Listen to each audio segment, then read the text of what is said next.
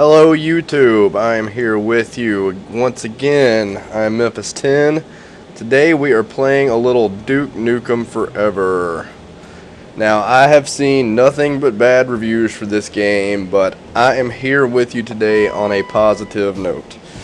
Now what I'm showing you today is the multiplayer experience that I had with it, which I'm telling you did not last very long at all. What we're looking at now, this is what really almost took me in and made me want to play the multiplayer.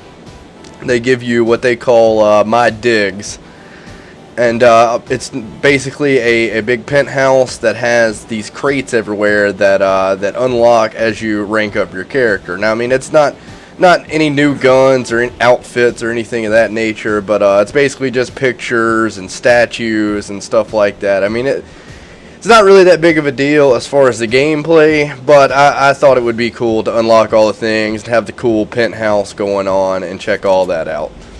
But here is me jumping into my first match. Now, I did absolutely horribly, and I'm not going to blame that entirely on myself. This was one of the, I don't want to say worst, but not that good experiences I've had with multiplayer. Now, granted, the game itself is not a very tactic game. I mean, it's not about hiding behind cover and using suppressive fire and blah blah blah. It's basically just run out there, shoot like crazy, and hope you kill whatever you see. I mean, of course they give you certain advantages, and you have to be a little tactical with everything, otherwise you're just going to die non-stop. But not like your normal first-person shooter genre kind of game. Now, it does have cool guns. What I'm using here is a rail gun. It is basically a sniper rifle. It's 3 shots. It's got a clip to reload, so it's not that bad of a reload time or anything like that. And pretty much, if you hit somebody, it's a kill. Now, the problem playing multiplayer on this game is it is just strafe, left and right, back and forth. I mean, people just move. So even if you see somebody, you're lucky if you can get that one good shot in them. I mean, again, I'm going to say I'm not that great at multiplayer games in general. I have my few that I'm good at, or my few that I enjoy. But this was just overall not a very good experience.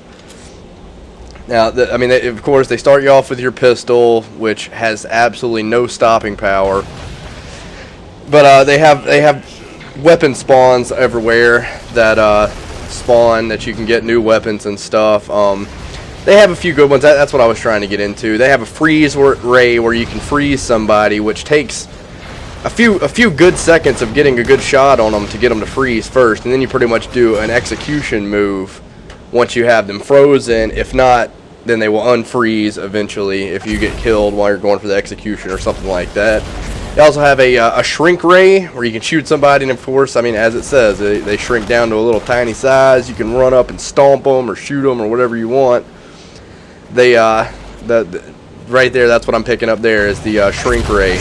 I don't think I hit anybody. I think I ended up in this match with maybe 3 kills, if that. I'm not sure. I know I got a few kills. As I played along better, I ended up getting more kills, but I didn't know the maps at this point. I didn't know the guns. I didn't know how it was going to be. This is my first experience of the multiplayer, and again, just pretty disappointed in it all. But the single player, I will go on and give it its credit where its credit is due. It's an arcadey kind of game. The graphics are not revolutionary by any means. I mean, I'm not going to say subpar, but not the norm on what we're used to seeing these days with the games, how they are now. That is a big issue that I've seen across the board that people are having, like the NPCs talking and not being so on with their voice, with the actual movement of their mouth.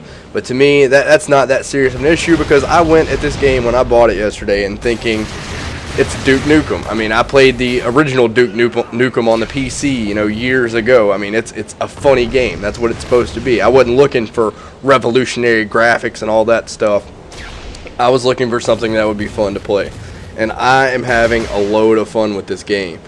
I mean, not only is it hilarious, which, I mean, some of the funniest dialogue I've heard in any game. I mean, it rivals anything you could think of. It rivals Portal, which Portal was hilarious. The one-liners that Duke gives are constantly great. There's I've noticed so many references to different games, and I always like stuff like that. Like that, there's one point where he runs across a very familiar set of power armor, and it's offered to him, i.e. the Halo power armor. And Duke's response was, "Power armor's for pussies." I like that. I found a reference to I think Battlefield when he was hurt and a guy ran up to help him and, "Oh no, I'm only an engineer. We need a medic." I mean, there's a few more that I've seen. I know there's an Easter egg to Inception on one of the levels where it's a spinning top that won't fall down. If anyone has seen the movie, would know what I'm talking about. But the gameplay of the single player is real fun. I mean, you're just running around killing aliens. I mean, that's about the best you could hope for out of a game like this. It has a lot of steps back from the actual first-person shooter. A lot of little mini games like Shrunken Duke driving an RC car, or it's got a monster truck that you can drive, forklift, different vehicles to have fun with. I mean, I've heard many complaints on that aspect as well, but I enjoyed the little drawback from the first-person shooter. Like you shoot one level, and then off this level you're stuck in an RC car trying to escape while you're shrunken. I mean, it was fun. They've had a few little mini games in the downtime, like they got the pinball, which is ridiculously hard, and there's actually an achievement for getting 1,000,000 score. And after about maybe half an hour to 45 minutes of trying, my best score was I think 15,000. So I gave up on that achievement. They also had air hockey, which it was very realistic and seemed like it was going to be really fun, other than there was an achievement for winning 7-0, and I found it almost impossible to not get a shot in on myself. Like almost every time I got a point scored on me, it was because I hit it in myself, like I have done so many times playing actual air hockey. But if you notice there, over all my talking, I got hit with that freeze ray and executed. So that was nice to see happen. But yeah, there's a few little mini games, like I was saying. Some video poker in the strip club. I mean, of course, there's all the Duke girls, and he's all about his ladies.